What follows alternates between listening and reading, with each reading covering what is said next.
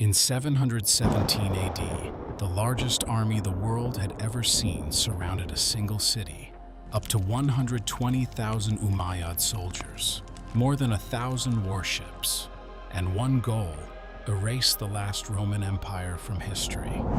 Constantinople was starving, politically broken, and on the edge of collapse. Most people believed it was already doomed, but inside the walls stood a new emperor, Leo III.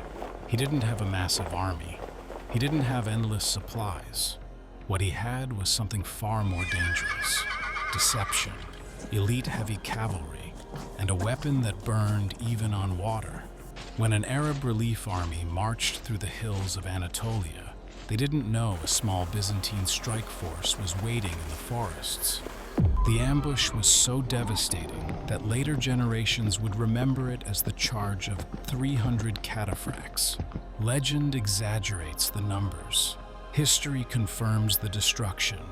This is the true story of how strategy, winter, fire, and elite cavalry shattered a grand caliphate invasion and changed the future of Europe forever. By the early 8th century, the world was being redrawn by the sword. In the 100 years since the death of the Prophet Muhammad, armies of the Umayyad Caliphate had surged out of Arabia. The ancient Persian Empire was consumed. The Levant, Egypt, and North Africa, the wealthiest provinces of the Byzantine Roman Empire, had all fallen. From Spain to the borders of India, the Umayyad Caliphate was the largest empire the world had ever seen. And it wasn't finished. One prize was left, a city that stood as the last true inheritor of the Roman legacy: Constantinople. For the Caliphate, capturing the city, which they called the Golden Apple, was more than a strategic goal. It was a prophetic destiny. It was said that a caliph bearing the name of a prophet would finally conquer the city, and the ruler at the time was Sulayman ibn Abd al-Malik, Sulayman being the Arabic form of Solomon. He believed destiny had chosen him. He gathered the largest invasion force the Caliphate had ever seen. Ancient chroniclers give staggering numbers. The Arab writer al-Masudi claims 120,000 troops, while the Byzantine chronicler Theophanes the Confessor speaks of 1,800 ships. While modern historians believe the true numbers were probably closer to 80,000 to 120,000 men, and a fleet of around 1,200 ships, the message was clear. The Umayyads were throwing the entire weight of their empire at a single city. Leading this force was the caliph's own brother, the respected general Maslama ibn Abd al-Malik. Meanwhile, the Byzantine Empire was on the verge of collapse. Its territory was shrinking, its treasury was empty, and it was crippled by chaos. A period known as the 20 Years' Anarchy had seen a dizzying line of emperors rise and fall, one after another. As Maslama's grand army marched in 716, it seemed like they were coming to bury a corpse. The fall of Constantinople felt inevitable. Just as things looked hopeless, a new figure emerged from the chaos. He was a general from the Anatolian heartland, a man of humble origins named Conan, who we know today as Leo III, the Isaurian. Leo was no palace aristocrat. He was a tough, battle-hardened soldier who knew his enemy. Born in what is now Turkey, he spoke fluent Arabic and understood the Caliphate's way of thinking. He was cunning, ruthless, and had an unshakable will to survive. As Maslama's army advanced, Leo was the military governor of one of the provinces in the army's path. He knew he couldn't stop them in a straight-up fight, so he used his enemy's own ambition against them. Leo started secret negotiations with Maslama, pretending to be a fellow rebel looking to overthrow the weak emperor in Constantinople. Leo promised that if Maslama helped him take the throne, he'd open the city's gates and rule as a loyal vassal of the Caliphate. Maslama, thinking he was playing the Byzantines' civil war to his own advantage, agreed. He saw Leo as a useful pawn who would hand him the city without a fight. He even ordered his troops to spare the lands under Leo's control. Leo marched to Constantinople, not as a defender, but as a supposed usurper backed by the Caliphate's army. The sitting emperor, Theodosius III, saw the writing on the wall and gave up the throne. On March 25, 717, Leo III was crowned emperor in the great church of Hagia Sophia. When Maslama and his army arrived, they expected Leo to keep his end of the deal. He had been completely outplayed. The city gates didn't open. Instead, the great chains protecting the Golden Horn harbor were pulled tight. On the battlements stood Emperor Leo III, now in firm control of the city and its legendary defenses. Furious at the trick, Maslama had no choice but to begin the siege. The greatest siege of the age was about to begin, but the Arabs had already lost the first battle, a battle of wits. On August 15, 717, Maslama's massive army surrounded the city. They dug a deep trench, faced with a stone wall, circling Constantinople's landside. At the same time, the huge Arab fleet of over 1,000 warships sailed in to complete the blockade. To the terrified citizens, it must have looked like the end of the world. But Constantinople wasn't just any city. Its main defense was the most formidable fortress of the ancient world, the Theodosian Walls. This was a triple-layered defense system. An attacker first had to cross a 60-foot wide moat. If they made it past the archers, they faced a low outer wall. Beyond that was a wide terrace, and then the main inner wall, a monster nearly 40 feet high and 16 feet thick, with almost 100 towers. Maslama had few heavy siege engines and was counting on a blockade to win. The naval blockade was his key. In early September, Maslama ordered his fleet to seal the Bosphorus Strait and cut off the city completely.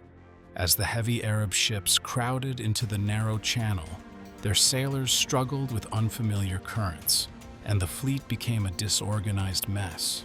This was the moment Leo had been waiting for. Hidden in the Golden Horn was the Byzantine navy. It was small, but it held a terrifying secret weapon: Greek fire. Suddenly, light Byzantine galleys shot out from behind the sea chain. Siphons on their bows unleashed streams of liquid fire onto the packed Arab ships. The effect was horrifying. Greek fire was a petroleum-based incendiary that couldn't be put out with water. It clung to wood, sails, and men, creating an inferno on the sea. Panic tore through the Arab fleet. Theophanes records that some ships were burned instantly, while others were captured or ran aground. The Arab fleet, shattered and demoralized, retreated, abandoning the Bosphorus blockade. This naval victory was a huge turning point. The sea lanes to the Black Sea were now open, allowing fishermen to work and grain ships to supply the city. The defenders wouldn't starve. The besiegers, however, were about to face an enemy deadlier than any Roman army: winter. The winter of 717 to 718 was brutal, with snow covering the ground for over 3 months. For the defenders inside the city, things were tough but manageable thanks to Leo's foresight and preparation. The open sea lanes provided a lifeline. For the besieging Arab army, the winter was a catastrophe. Camped in the open with poor shelter and dwindling supplies, they began to suffer horribly. Their supply lines were long and easily attacked by Byzantine raiders. Chronicles describe them eating their camels, then horses, and then donkeys. When the animals were gone, they boiled tree bark, and according to some grim accounts, even resorted to cannibalism. Disease ran rampant, and thousands died from hunger and cold. When spring arrived in 718, the Caliphate made a desperate push. The new Caliph, Umar II, sent 2 fleets from Egypt and Africa, around 400 ships, with fresh troops and supplies. Another army marched overland. It looked like the Byzantines would be overwhelmed again. The new fleets arrived, but, afraid of Greek fire, they kept their distance. Here, Leo's mastery of spycraft came into play again. Many of the sailors in the Egyptian fleet were Coptic Christians, forced into service. Overnight, Byzantine agents slipped into their camps with a message from the emperor. Defect, and you'll get freedom and wealth. The offer was too good to pass up. Many of the Christian sailors deserted, some even taking their ships with them and sailing straight into the Golden Horn. They delivered not only the ships, but also crucial intelligence on the remaining Arab forces. With this new information, Leo launched another raid on the now undermanned fleets, using Greek fire once more to scatter them completely. The hope of resupply by sea was gone. The final Arab hope was the relief army marching through Anatolia to secure their supply lines. As they moved through the hilly terrain of Bithynia, they had no idea they were walking into a trap. And it's here, in the wooded hills near a fort called Sofon, that we find the historical seed of our legend. This is where the story of 300 cataphracts was likely born. The historical sources confirm that Leo sent a force to ambush the relief army. They don't say it was 300 men, nor do they call them cataphracts specifically, but they make it clear that an elite unit of Byzantine cavalry was lying in wait. It's important to understand what a Byzantine heavy cavalryman of this era was. The term cataphract often brings to mind the 10th century Klibanophoroi, riders who looked like iron statues. The cavalry of Leo's time was a more flexible but still devastating force, the result of centuries of Roman warfare against Eastern horsemen. A rider would wear a mail or scale shirt and a steel helmet, and carry a large shield. His main weapon was the kontos, a long, heavy lance, but he also had a sword for close quarters fighting. These were disciplined, professional soldiers, the core of the Byzantine army.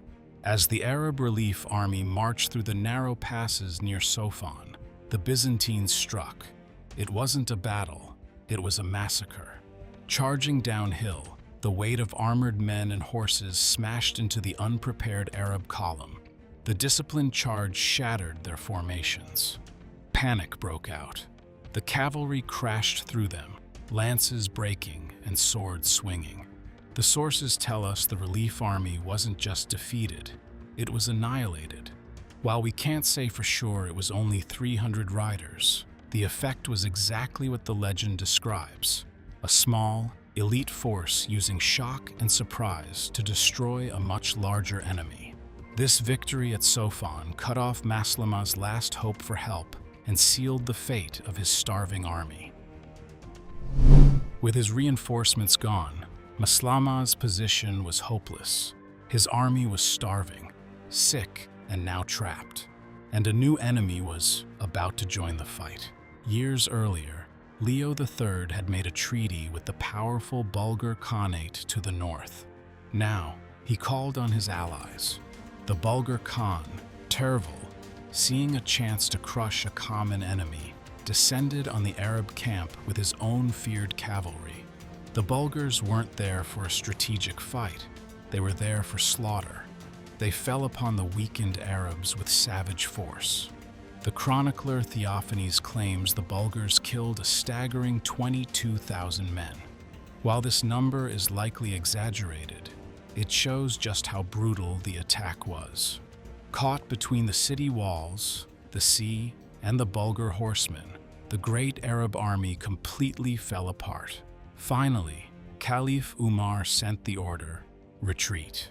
On August 15th, 718, exactly 1 year after the siege began, the survivors burned their equipment and began a desperate flight. The Byzantines credited their victory to the Virgin Mary, as the date was the feast of her Dormition. But the disaster wasn't over. The retreat was as catastrophic as the siege. As the remains of the fleet tried to sail home, a violent storm sank countless ships in the Sea of Marmara. Ancient chroniclers claim that only 5 ships made it back to Syria. Of the massive land army, perhaps only 30,000 men survived.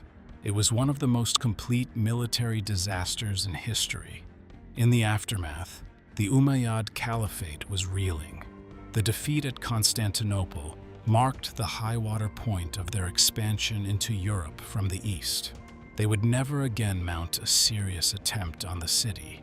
The failure shattered their prestige and helped kickstart an internal decline that would lead to the Abbasid Revolution decades later.